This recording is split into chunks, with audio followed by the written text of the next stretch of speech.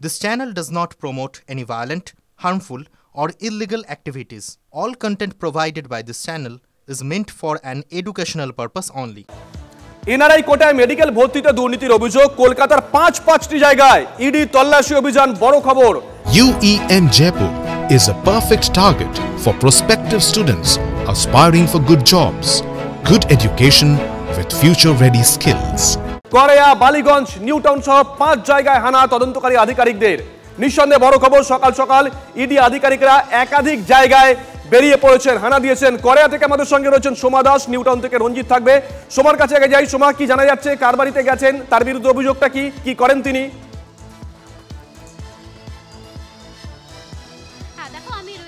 করেয়া থানা অন্তর্গত একটি বাড়িতে অর্থাৎ এখানে থাকেন মুনমুন ব্যানার্জি নামে একজন আইনজীবী তার বাড়িতেই কিন্তু এখন ইডির তদন্তকারী আধিকারিকেরা তারা পৌঁছে গেছেন দেখতেই পাচ্ছ তার বাড়ির সামনে সিআরপিএফ এর জওয়ানরা তারা কিন্তু বাড়ি ঘিরে রেখেছেন এবং ইডির তদন্তকারী আধিকারিকেরা তারা বাড়ির ভেতর ঢুকেছেন এবং সেই আইনজীবীর সাথে কিন্তু কথা বলছেন দেখো সল্টলেকের ইলেকট্রনিক্স কমপ্লেক্স থানায় একটি অভিযোগ দায়ের হয়েছিল যে এনআরআই কোটায় এই যে মেডিকেল স্টুডেন্টদের আসন সেটা কোটি কোটি টাকায় বিক্রি হয়েছে সেরকমই কিন্তু অভিযোগ রয়েছে এবং সেই অভিযোগের ভিত্তিতে কিন্তু এই যে তল্লাশি অভিযান শহরে 5 জায়গায় তল্লাশি অভিযান শুরু হয়েছে এছাড়াও শুভজি তোমাকে বলে রাখি আজকে কিন্তু নতুন নয় এর আগেও কিন্তু এই এনআরআই কোটায় দুর্নীতি সেই অভিযোগে প্রায় 1 ডজন মেডিকেল কলেজ সেই মেডিকেল কলেজগুলোতেও কিন্তু ইডির তল্লাশি অভিযান চলেছে একদিকে যেমন মেডিকেল কলেজগুলোতে তল্লাশি অভিযান চলেছে অন্যদিকে যে কিছু স্টুডেন্ট তাদের সাথেও কিন্তু ইডি তদন্তকারী আধিকারিকেরা কথা বলেছেন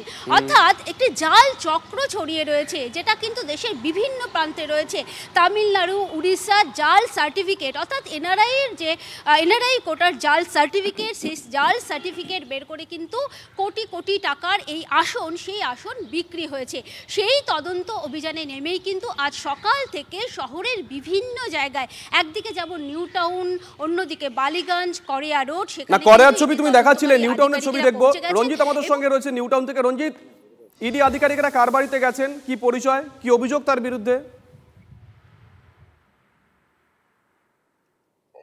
দেখো এনআরআই কোটায় যে প্রবেশিকা ডাক্তারি প্রবেশিকা ভর্তির যে আর্থিক দুর্নীতি লেনদেন যে আর্থিক দুর্নীতি হয়েছিল সেই আর্থিক দুর্নীতির ক্ষেত্রে মিডলম্যান এই সৌরভ সাহার বাড়িতে অর্থাৎ নিউ টাউনের CE 28 নম্বর বাড়ির 4 তলায় সৌরভ সাহার বাড়িতে কিন্তু এই মুহূর্তে ইডির তদন্তকারী আধিকারিকরা তারা তল্লাশি অভিযান করছে কেন্দ্রীয় বাহিনীর নিয়ে এবং কেন্দ্রীয় বাহিনীর ঘেরাটোপে কিন্তু এই তদন্ত শুরু হয়েছে মূলত তোমাকে জানিয়ে রাখি যে এই 2024 সালে যে 3রা ডিসেম্বর রাজ্য জুড়ে যে এই এনআরআই কোটায় ভর্তির যে আর্থিক দুর্নীতি হয়েছিল সেই দুর্নীতিকে কিন্তু একাধিক জায়গায় তল্লাশি অভিযান চালিয়েছিল এই এনফোর্সমেন্ট ডাইরেক্টরেটের তদন্তকারী আধিকারিকরা মূলত ইলেকট্রনিক কমপ্লেক্স থানায় একটি অভিযোগ হয় সেই অভিযোগের ভিত্তিতে তদন্ত শুরু করে এই এনফোর্সমেন্ট ডাইরেক্টরেটের মূলত লক্ষণ সেটের মেডিকেল কলেজ সহ একাধিক কলেজে তল্লাশি হয় এরপরে তদন্ত নেবে তদন্তকারী আধিকারিকরা যেভাবে জানতে পেরেছে যে এই অর্থাৎ নিউ টাউনের CE 28 নম্বর বাড়িতে সৌরভ সাহা তিনি একটি কোচিং সেন্টারের আড়ালে এই ডাক্তারির যে ভর্তির পরীক্ষা অর্থাৎ প্রবেশিকা পরীক্ষা ভর্তির পরীক্ষায় বিপুল পরিমাণে কোটি কোটি টাকা আর্থিক তছরূপ করত ইনি একজন মিডলম্যান এবং এর একটা এডুকেশন ওয়ার্ল্ড নামে একটি কোচিং সেন্টার ছিল এবং সেই কোচিং সেন্টারের আড়ালেই কিন্তু এই ধরনের কাজ করতো এমনটাই কিন্তু ইডি তদন্তকারী সূত্র মারফত আমরা জানতে পারছি নজর রাখো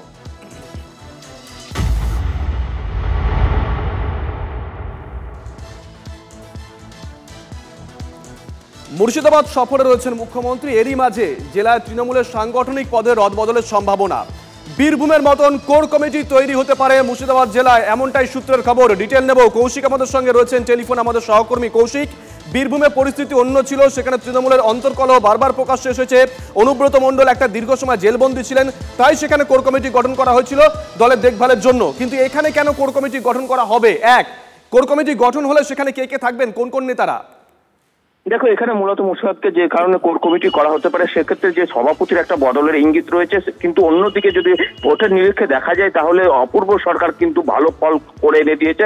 কারণ বহরমপুর মতো লোকসভা কেন্দ্রে কিন্তু তৃণমূল জয় ছিনিয়ে নিয়েছে। সেই জায়গায় বদল করলে হয়তো মনক্ষুণ্ণ হতে পারে বা নেতাদের মন রাখার জন্য কিন্তু এইরকম কোর কমিটি গঠন করা হতে পারে। এবং সেক্ষেত্রে দেখা যেতে পারে যে অপূর্ব সরকার, আবু তাহের খান, হুমায়ুন কবির এবং নিয়ামত শেখের মতো নেতারাও কিন্তু, অর্থাৎ বিধায়ক যারা রয়েছেন তারাও কিন্তু সংগঠনে থাকতে পারে। অর্থাৎ যে একাধিক মুখকে সংগঠনে রেখে কাজে লাগানোর জন্য এবং প্রত্যেকটি বিধানসভা ক্ষেত্রে যে সামনে 26শে নির্বাচন, সেক্ষেত্রে আরো জোর দেওয়ার জন্য এইরকম কোর কমিটি গঠন করা হতে পারে। এবং আরো মূলত মনে করা হচ্ছে যে সংখ্যালঘু অধ্যুষিত জেলা, সেই হিসেবে সব রকম মুখকে এবং অন্যদিকে যে এই ধুলিয়ানের যে ক্ষত, সেই ক্ষত নিরাময় করতেই কিন্তু এইরকম কোর কমিটি করে সকল ধর্মকে যেমন বার্তা দেওয়া, সেরকম পাশাপাশি সকল নেতাদের মন যাতে তাদের সমানভাবে থাকে। এখানে মাঝে মধ্যে কিন্তু কোন্দল দেখা যায়, কোনো সময় হুমায়ুন কবির বিচারকার করে জেলা সভাপতিদের বিরুদ্ধে। এর আগেও কিন্তু একাধিকবার দেখা গেছে নিয়ামত শেখ বা অন্যান্য যে নেতা নেতৃত্ব রয়েছে বা বিধায়ক রয়েছে, তারা কিন্তু জেলা নেতৃত্বের উপর একাধিকবার ক্ষোভ উঠেছিল। পঞ্চায়েত ভোট থেকে কিন্তু জেলায় একটা কোন্দল দেখা গিয়েছিল, সেই সব কোন্দল ঢাকতেই কিন্তু এইরকম কোর কমিটির সিদ্ধান্ত নেওয়া হয়েছে বলে এমনটাই খবর সূত্রে। ধন্যবাদ। এদিকে মুর্শিদাবাদ সফরে এসে বিধায়কদের কড়া বার্তা মুখ্যমন্ত্রী। তিনি বলেন, সামনে নির্বাচন আছে, ঘরে বসে থাকলে হবে না, মানুষের পাশে থাকতে হবে, আরো সক্রিয় হতে হবে কর্মীদের। দলীয় কর্মীদের পাশাপাশি প্রশাসনকে আরো সক্রিয় হওয়ার নির্দেশ। সাধারণ মানুষ যেন পুলিশের ওপর আস্থা না হারায়, প্রশাসনের ওপর আস্থা না হারায়, সেই বিষয়ে নজর দেওয়ার নির্দেশ দিয়েছেন মুখ্যমন্ত্রী। সার্কিট হাউসে দলীয় কর্মী এবং বিধায়কদের সাক্ষাতের পর এমনই নির্দেশ মুখ্যমন্ত্রী মমতা বন্দ্যোপাধ্যায়।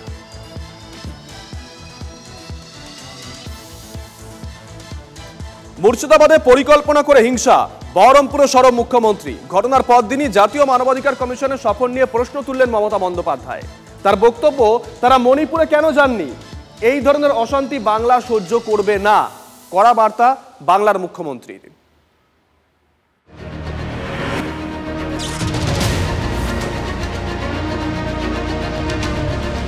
মুর্শিদাবাদে হিংসার যে ঘটনা ঘটেছে তা পূর্ব পরিকল্পিত। নেপথ্যে বহিরাগতরা। ধর্মের নামে কেউ কেউ ভুল প্রচার করছে। মুর্শিদাবাদ সফরে গিয়ে সরব মুখ্যমন্ত্রী।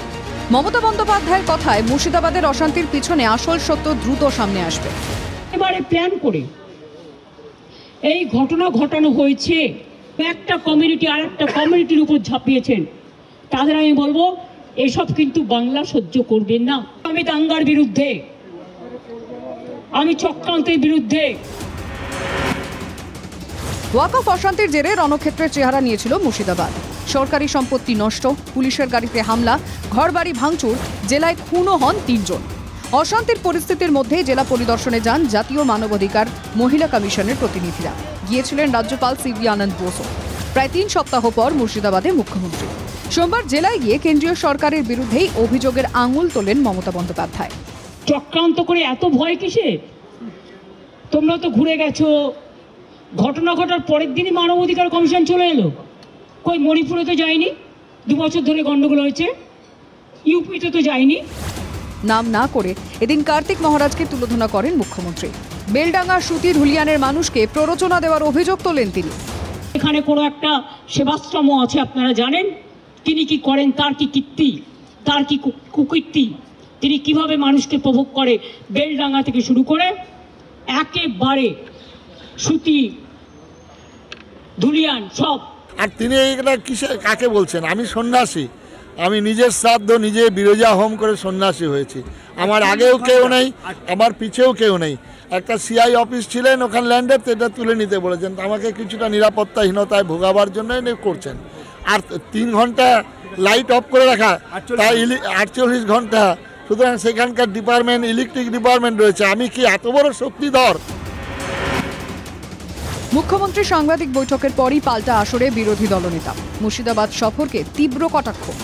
মুখ্যমন্ত্রীর মুর্শিদাবাদ জেলার যে তথাকথিত আর্টিফিশিয়াল রেডিমেড সফর, আমাদের মধ্যে তো পুলিশের অনেক লোকজন রয়েছে, তারা ব্রিফিংটা আমাদের জানিয়েছেন মুখ্যমন্ত্রী যাতায়াতের পথে হিন্দু গ্রামগুলো ব্যারিকেড করে রাখতে হবে যাতে হিন্দুরা মুখ্যমন্ত্রীকে বিক্ষোভ দেখাতে না পারে। বাম কংগ্রেসও মমতা বন্দ্যোপাধ্যায়ের সফর নিয়ে প্রশ্ন তোলে। মুখ্যমন্ত্রী সব জায়গায় তিনি বিরোধী দলে যখন ছিলেন কুইক পৌঁছে যেতেন, এখানেও তো তার পৌঁছে যাওয়া উচিত ছিল, জাননি কেন? সিদ্ধার্থ শঙ্কর এক কংগ্রেসের নেতা ছিলেন, সবাই জানতো। তিনি যখন মারা গেলেন, মমতা ব্যানার্জি সেই লাশটাকে কেড়ে নিয়ে গিয়ে নিজের বলে চালিয়ে দিলেন। হ্যাঁ, এর আগে এটা তো রাজনীতি, আমরা ওই রাজনীতি করি না। সোমবার বহরমপুরে প্রশাসনিক পর্যালোচনা বৈঠক করেন মমতা। মঙ্গলবার তিনি ধুলিয়ানে যাবেন, হিংসায় ক্ষতিগ্রস্তদের সঙ্গে কথা বলবেন। পাশাপাশি সুতিতে প্রশাসনিক সভা করবেন মুখ্যমন্ত্রী। সেখান থেকে একগুচ্ছ প্রকল্পের ঘোষণা করার সম্ভাবনা আছে বলে প্রশাসনিক সূত্রে খবর। Bureau report, TV9 Bangla.